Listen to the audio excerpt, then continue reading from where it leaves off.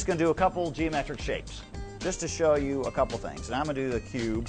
I'm going to do a similar thing to this right here. What color should I do the cube? Green? Okay. So there's the cube, and let's say the shadow's over here.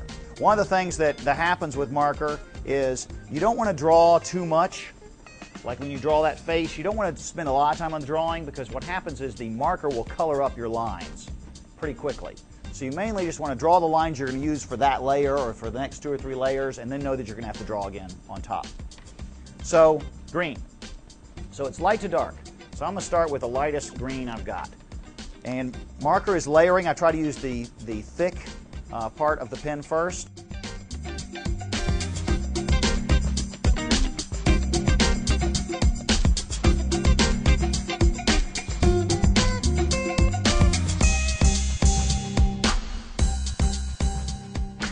So there's the first layer of green on this cube. Now the marker, just by doing the crosshatch layer, is going to give you a different value. So let's say the light is coming from, let's say the light's coming from here. Here's the sun over here. So the top's going to be the lightest. So let's say this side's going to be the next darkest. So all I have to do to get the next darkest layer of green is come over again one more time, and I've got the next darkest layer of green. So just by doing that, I've got the next darkest layer of green. So I got one value of green, I've got the next value of green. Let's see if I do it again, what happens. I could do this.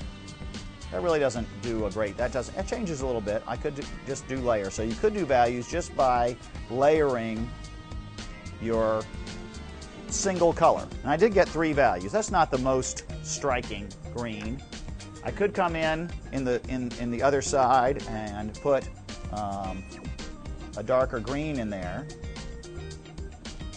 That would give it a little bit more value. So I have one layer, I have the light green on top, I have the green, the actual green of the cube, and now here's my shadow side. So any color you can add blue to.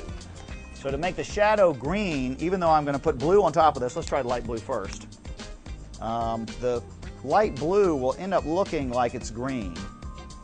That's really not going to be, I don't know, it might be okay. So there's my shadow side. That's a pretty light shadow. I don't know. I might go darker than that. So I might get out a darker color. This might be too dark, but we'll try it. And that looks pretty blue, so that's sort of lost on the green. I've lost my green there, so maybe that's too dark. But you're just trying to get different values and keep the green in there. So that might be too dark for the green. But anyway, let's see if I can go over it with another green to make it back, bring it back green. And now I can put my shadow cast on the ground.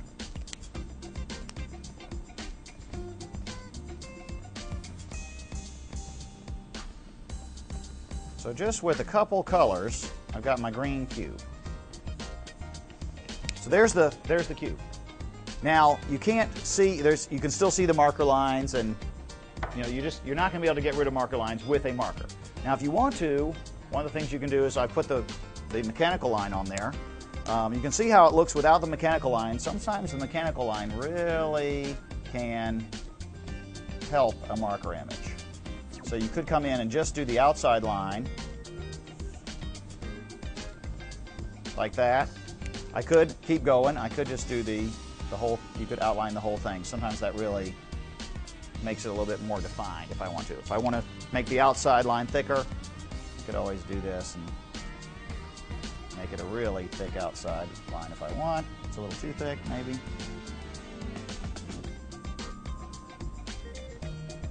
That's probably too thick for that. Okay. So then if I wanted to blend this color in there, you have to use a colored pencil. And you have to get a colored pencil that's pretty close to what you've got. So this might be a little dark for that. Let's try this one. So if I want to get rid of those coloring lines, or these marker lines, let's see if that's not going to do it. No, this is it. This is probably better. So then you color in the green color pencil over the top, and you can get rid of the blending lines. So that would take some work. I'd have to come in here and color over these lines. And some people say, well, why not just do straight to color pencil? You could go straight to color pencil. Well, you can, but if I was to just color just what I just did, whereas just the lightest amount of blending over the top of this, change this quite a bit. If I just did that over here, it's not going to be near the green. It comes out a lot brighter with marker over the top.